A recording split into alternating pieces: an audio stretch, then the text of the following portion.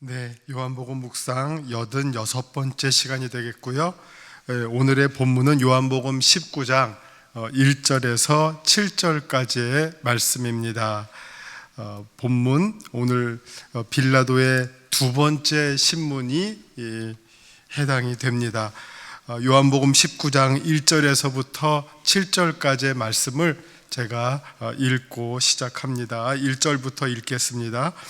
이에 빌라도가 예수를 데려다가 채찍질 하더라. 군인들이 가시나무로 관을 엮어 그의 머리에 씌우고 자색옷을 입히고 앞에 가서 이르되 유대인의 왕이여 평안할지어다 하며 손으로 때리더라. 빌라도가 다시 밖에 나가 말하되 보라, 이 사람을 데리고 너희에게 나아오니 이는 내가 그에게서 아무 죄도 찾지 못한 것을 너희로 알게 하려 함이로라 하더라. 이에 예수께서 가시관을 쓰고 자색옷을 입고 나오시니 빌라도가 그들에게 말하되 보라, 이 사람이로다 하매 대제사장들과 아랫사람들이 예수를 보고 소리질러 이르되 십자가에 못 박으소서, 십자가에 못 박으소서 하는지라. 빌라도가 이르되 너희가 친히 데려다가 십자가에 못 박으라. 나는 그에게서 죄를 찾지 못하였노라. 유대인들이 대답하되 우리에게 법이 있으니 그 법대로 하면 그가 당연히 죽을 것은 그가 자기를 하나님의 아들이라 함이니이다. 아멘. 여기까지가 이제 오늘 공부할 내용이 되겠습니다. 빌라도의 두 번째 신문이 되겠습니다. 말씀 요점, 빌라도의 두 번째 신문이 계속 이어집니다. 예수에게서 아무 죄도 찾을 수 없다는 빌라도와 또 예수님을 조롱하며 모욕하는 자들, 그리고 십자가에 못 박으라고 요구하는 유대인들의 주장이 서로 충돌합니다. 본문을 보시면 이렇게 이제 등장인물이 예수님, 그리고 빌라도, 그리고 로마의 군인들, 그리고 대제사장들과 그를 따르는 그의 아랫사람들, 이런 사람들이 이제 어우려서 서로의 이제 주장들이 여기 막 강하게 이제 등장하고 있는 것을 보게 되죠. 자, 1절부터 보죠. 이에 빌라도가 예수를 데려다가 채찍질 하더라. 왜 빌라도가 채찍질을 하게 되었을까? 이걸 가지고 이제 또 분석하는 사람들이 있습니다. 사실은 죄가 빌라도가 그 앞에서 자꾸 뭐라고 하냐면요, 죄를 못 찾겠다고 해요. 사실 그러면 죄를 찾을 수 없는 상황에서 채찍질하는 것은 사리에 맞지가 않아요. 죄가 없으면 채찍질하면 안 되잖아요. 그냥 놔줘야 되잖아요. 그래서 사실 이게 맞지 않는데 그럼 빌라도는 왜 채찍질을 했을까? 그래서 이걸 누가 이제 좀 분석을 했어요. 그 빌라도가 하는 행동을. 그래서 아마 이렇게 추측을 해요. 이제 빌라도는 여기까지 이렇게 막 사람들은 막 예수님을 막 고발하고 막 몰고 가려고 그러고, 빌라도는 여기서 어쨌든 죄를 못 찾겠고 끊으려고 하니까 적당히 채찍질 막 좀 때리고 그 다음에 이렇게 끝내려고 하는 것 같다. 이게 빌라도의 원래 의도가 아니었겠느냐. 막 좀 때리고 이제 풀어주려고 하는 것 같았는데 거기서 이제 멈추어지지가 않고 이제 계속 이제 빌라도의 의사와 상관없이 이제 끌려가게 되는 거예요. 뭐 서로 이게 좀 누가 주도하는지도 모르게 그냥 빌라도의 의사에 반해서 이 상황이 계속 진행이 되어 가버리게 되는 그런 상황이 되어가게 되었다. 그래서 이게 지금 원래 로마의 법과도 맞지 않는 그런 상황이 계속 진행이 되어가고 있는 상황이 되었습니다. 그래서 2절을 보면 이 군인들, 로마 군인들이 이제 예수님을 가지고 조롱하면서 장난을 치고 있는 상황이 됩니다. 그들이 어떻게 했냐면은 가시나무로 관을 엮어서 그의 머리에 씌우고 자색옷을 입히고, 그 다음에 이제 쭉 이어집니다. 3절까지. 앞에 가서 이르되 유대인의 왕이여 평안할지어다 하며 손으로 때리더라. 그러니까 2절 3절이 로마의 군인들이 예수님을 향해서 하는 행동들입니다. 자, 지금 예수님이 어떤 죄목으로 여기에 왔습니까? 유대인들이, 대제사장들이 예수님을 유대인의 왕이라고 하는 정치적인 죄목으로 고발해 왔어요. 그러니까 로마의 군인들이 볼 때는 웃기며 한편으로는 웃기죠. 한편으로는 웃기죠. 그러니까 가소롭죠. 로마의 군인들이 볼 때는 가소로운 일이죠. 얘가 유대인의 왕이래. 하찮죠. 어줍잖죠. 로마의 황제가 저쪽에 있는데, 로마에 있는데, 이 팔레스타인의 어떤 청년이 뭐 조금 이렇게 사람들 좀 데리고 다니고 뭐 이렇게 몰고 다니는 것 같았는데, 그렇다고 유대인의 왕이래요. 웃기잖아요. 그러니까 조롱을 하는 거예요. 근데 어떤 식으로 조롱을 합니까? 로마의 황제에 대한 무슨 코스프레 같은 걸로 조롱을 해요. 자, 황제는 면류관을 씌죠? 그럼 네가 황제라니까 면류관 대신 가시관 한번 씌워줄게 하고선 가시로 만든 관을 머리에 씌워요. 그러니까 그거 아프겠죠? 가시로 하니까 쓰는 순간부터 찔리면서 피가 나겠죠. 이게 정말 잔인한 조롱이죠. 그 다음에 황제가 입는 옷, 붉은 자색 옷. 그러니까 그 옛날에는 그 자주장사 루디아 아시죠? 자주장사 루디아. 왜 루디아가 자주장사라는 말을 붙였을까요? 붉은색 옷감이 귀했기 때문이에요. 붉은색 옷감이 귀했기 때문이에요. 그래서 붉은색 옷감은 누가 입었느냐? 누가 썼느냐? 황제들이 입었어요. 그래서 황제에게 붉은색 옷감, 예수님에게 자색 옷을 입혔다. 그리고 황제만 입는 옷을, 그리고 네가 황제라니까 한번, 왕이니까 한번 입어봐. 이렇게 된 거예요.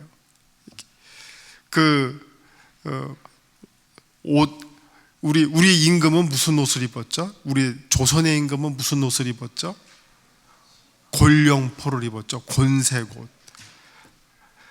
중국 황제는 금색 옷을 입었죠. 금색 옷. 저기 유럽의 성화를 보셨죠? 성화를 보시잖아요. 성화를 보면 마리아가 무슨 색깔 옷을 입고 등장하는지 아세요? 성모 마리아가? 면밀하게 보신 분 계세요?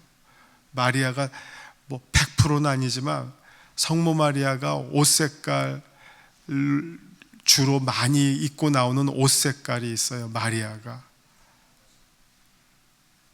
그럼 이제 오늘 이후로 한번 보세요. 푸른색이에요. 왜냐하면요, 그 푸른색은 물감이 아니라 돌색, 보석 색깔이에요. 마리아에게 보석 색깔 옷을 입혔어요. 귀한 거, 제일 귀한 거예요. 보석 색깔을 입혔어요. 그러니까 이게 다 색깔이 다 값과 의미가 있어요. 지금 여기에도 예수님에게 자색 옷을 입혔다고 하는 것은, 이거는 이제 황제가 입는 옷이에요. 왕이 입는 옷이에요. 그러니까 네가 황제라고 하니까 그래 한번 입어봐라 하고 이게 장난치면서 자색 옷을 지금 입혀준 거예요.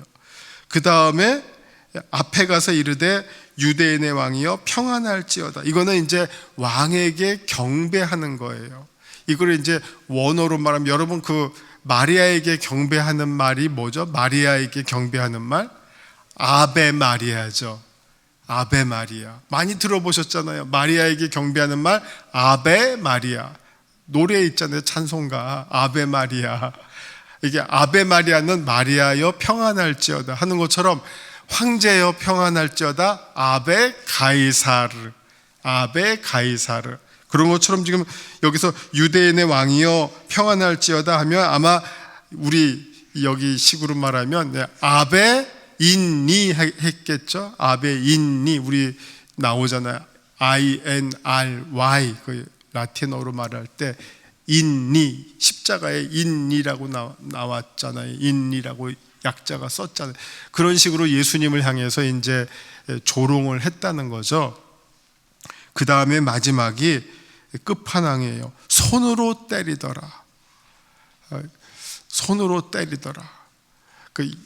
죄송하지만 여러분, 맞아보신 분들, 안 맞고 크신 분들 없죠? 맞아보신 분들 있잖아요.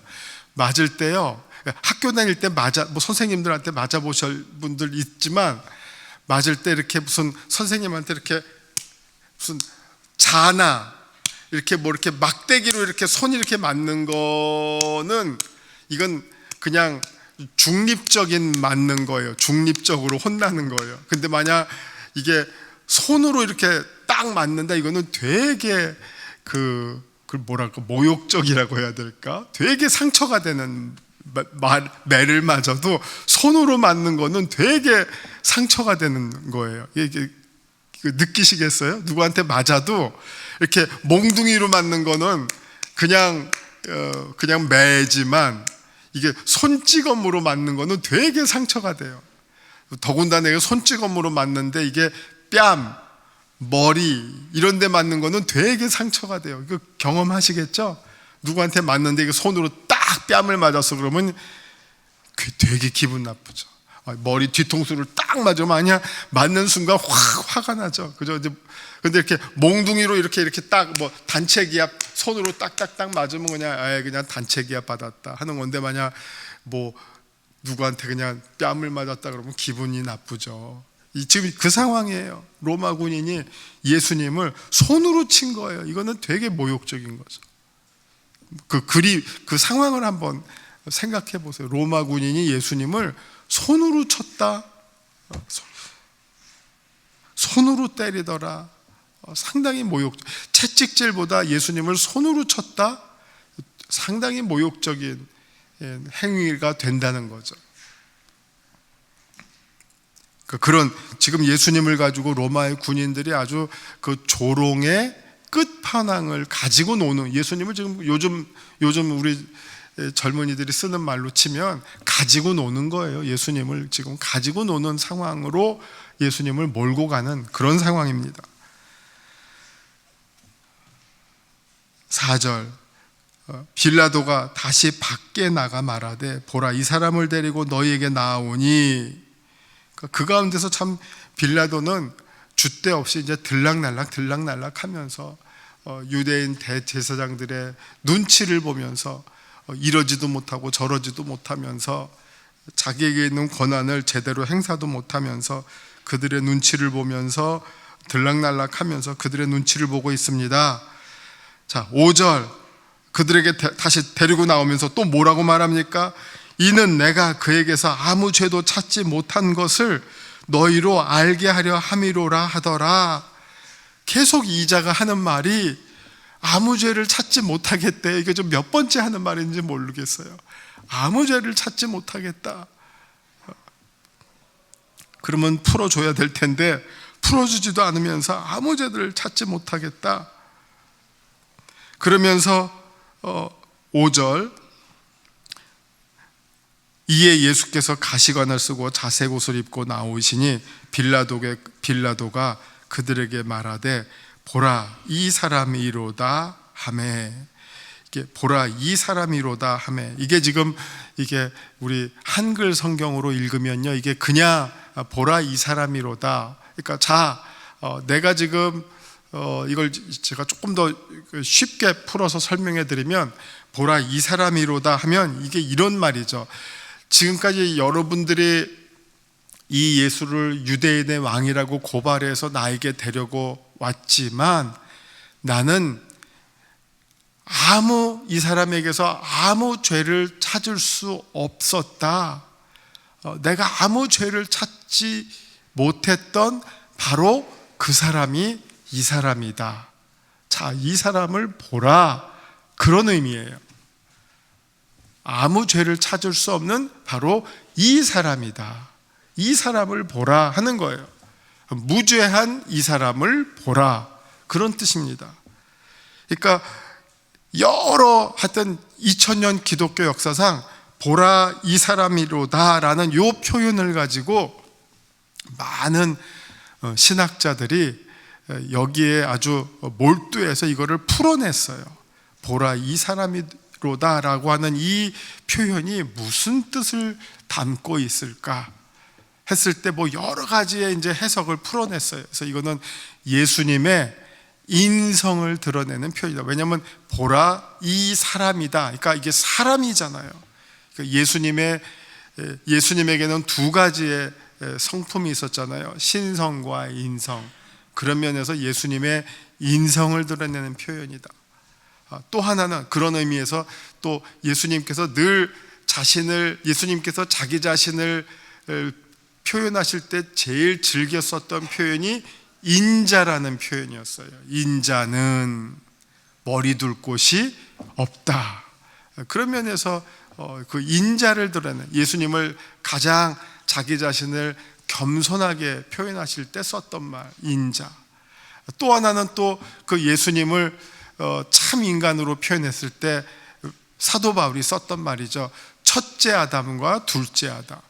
첫째 아담은 어떤 상징입니까? 모든 인간의 대표자였지만 첫째 아담은 불순종의 대표자였죠. 첫째 아담은 불순종의 대표자였기 때문에 원죄가 우리에게 다 전달됐지만, 둘째 아담이신 예수님은 어떤 대표자입니까? 순종의 대표자죠. 내 뜻대로 마옵시고 아버지 뜻대로 하옵소서. 모든 인간의 대표자이지만 순종의 대표자로서의 참 인간을 드러내신 분. 그런 면에서 보라 이 사람이로다, 참 인간을 대표하시는 분, 그런 면에서 무죄하신 분, 그런 어떤 상징적인 의미를 가지고 있는 것이 아닌가. 그래서 이 짧은 보라 이 사람이로다 라고 하는 이 표현을 가지고 많은 신학자들이 이 짧은 글을 가지고 묵상하면서 여러 가지 의미들을 풀어내서 소개해 준 바가 있습니다. 6절, 대제사장들과 아랫사람들이 예수를 보고 소리질러 이르되 십자가에 못 박으소서 십자가에 못 박으소서 하는지라. 빌라도가 이르되 너희가 친히 데려다가 십자가에 못 박으라. 나는 그에게서 죄를 찾지 못하였노라. 이게 언제나 빌라도의 어떻게 보면 비겁하고 연약한 입장과 또 그 빌라도를 몰고 가는 대제사장들의 강팍하고 드센 입장이 상충하고 있는 거죠. 그들의 어떤 뜻대로 몰고 가고 있는 상황을 우리가 보게 됩니다. 7절, 유대인들이 대답하되 우리에게 법이 있으니 그 법대로 하면 그가 당연히 죽을 것은 그가 자기를 하나님의 아들이라 하매니이다. 이게 결국 그들의 이제 속셈이죠. 왜 그들이 예수님을 죽이려고 하는지. 말로는 유대인의 왕이라고 해서 로마 사람들의 마음에 걸리게끔 하는 죄목을 들고 왔지만, 대제사장들이 예수님을 죽이고자 하는 진짜 이유는 유대인의 왕 때문이 아니라 바로 여기에 나와 있는 거죠. 그들의 법에 걸린 거죠. 왜? 예수님이 자칭, 그들이 보기에 자칭 하나님의 아들이라고 했기 때문에, 유대인들의 법에 걸렸기 때문이에요. 하나님을 모독했다라고 생각하기 때문에 예수님을 죽이고자 했다는 것이죠. 감히 지가 누군데 하나님을 모독해? 감히 지가 누군데 하나님의 아들이라고 해? 지가 누군데? 지가 뭔데? 이게 유대인들의 눈에 거슬렸다는 것이죠. 감히 지가 누군데 하나님의 아들이라고 해? 우리 다 놔두고. 이게 유대인들의 마음에 걸린 거죠. 예수님의 참뜻을 모르고 우리 모두가 하나님의 아들이다. 예수님뿐만 아니라 우리 모두가 하나님의 아들이 되는 특권을 주신 것이다 라고 하는 이 복음을 그들은 받아들일 준비가 되어 있지 않았기 때문에, 그것을 하나님을 모독하는 것으로 왜곡되어서 받아들였기 때문에 그들에게는 그것이 걸림돌이 되었어요. 복음이 아니라 걸림돌이 되었어요. 하나님을 아버지로 받아들이는 것이 아니라 하나님을 거꾸로 모독한다라고 생각했기 때문에 예수님을 죽여야 된다라고 생각했어요. 그러니까 이게 복음이 아니라 그들에게는 이 복음이 걸림돌이 되었어요. 유대인들에게는. 그래서 예수님을 죽여야 되겠는데, 그 죽이고자 누구를 썼느냐? 로마의 법을 썼는데, 로마의 법을 쓰고자 하기 위해서 그들에게 가장 어필할 수 있는 정치적인 이슈, 저자가 유대인의 왕이라고 합니다 라고 하는 이슈를 걸어서 예수님을 죽이려고 작전을 짜고 빌라도의 법정으로 데리고 간 것이죠. 그러나 그들의 진짜 속셈은 지금 7절에 나와 있잖아요. 우리들에게 법이 있는데 그 법대로 하면 그는 죽을 수밖에 없습니다. 죽일 수밖에 없습니다. 그가 하나님의 아들이라고 합니다. 이게 이제 그들의 진짜 속셈입니다. 레위기 24장 16절을 보시면 이게 유대의 법입니다. 레위기 24장 16절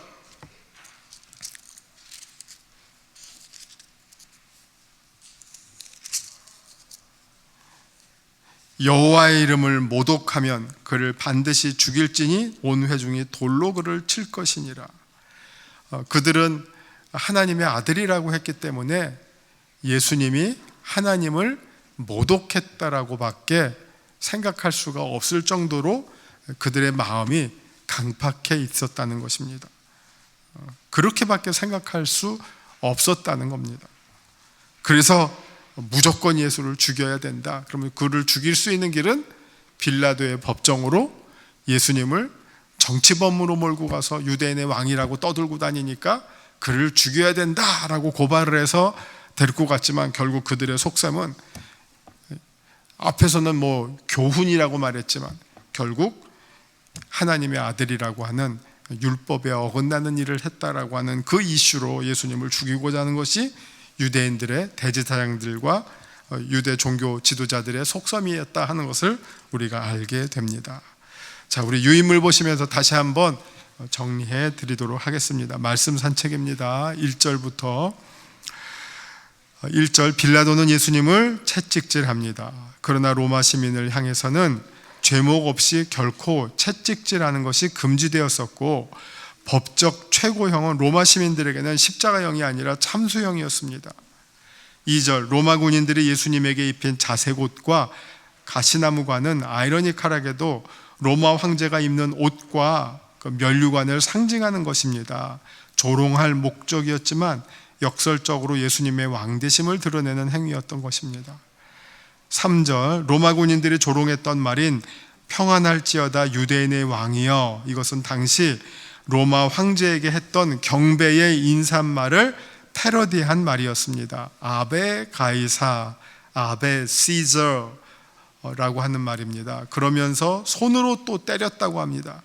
그 어떤 모욕적인 행위보다도 손으로 때리는 행위는 더욱 모욕적인 행위입니다. 이사야서 50장 6절 고난받는 종을 연상케 합니다. 4절 빌라도는 앞선 요한복음 18장 38절에 이어서 다시 예수님에게서 아무 죄도 찾지 못하겠다라고 합니다. 그의 두 번째 신문의 결과를 보여줍니다. 그래서 제가 아는 고대법대에 있는 어떤 교수님이 형법 전문가예요. 판사 출신인데 예수님의 이 빌라도 법정을 형법으로 조사해 봤더니 이 법은 완전 오심이었다, 그렇게 논문 쓰신 거를 제가 본 적이 있습니다. 형법적으로 완전히 오심이었다. 5절 빌라도가 예수님을 향해 보라 이 사람이로다 라고 말합니다. 이게 이제 에체 호모라고 하는데 이에 관해 여러 해석들이 분분합니다.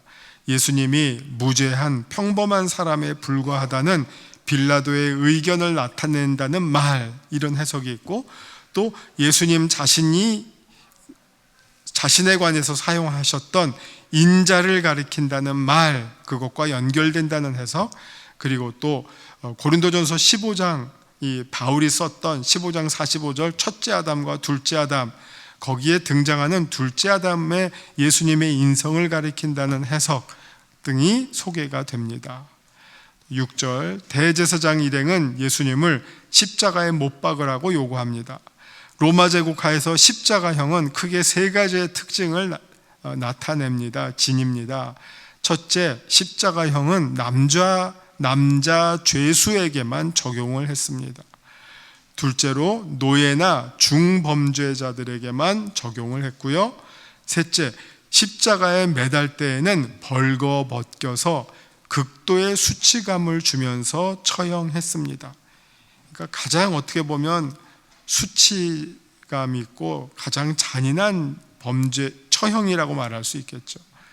7절 유대인들은 예수님이 하나님을 모독했다라고 생각했기에 십자가에 죽어 마땅하다라고 생각한 듯 합니다.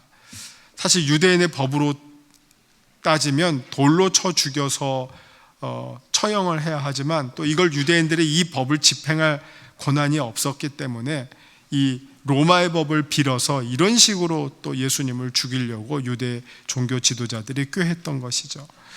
그리고 이를 위해 로마의 빌라도의 법정을 자기 목적대로 그들이 사용을 했습니다.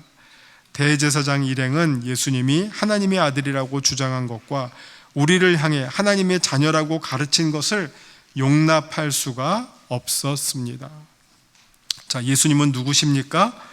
4절을 참고하시면 빌라도의 신문에서 드러난 것처럼 죄가 없으신 분입니다. 그러나 유대인의 왕이시며 하나님의 아들이십니다. 또 우리가 빌라도가 말한 것처럼 참 사람이십니다. 보라, 이 사람이로다. 또 내게 주시는 교훈은 무엇입니까?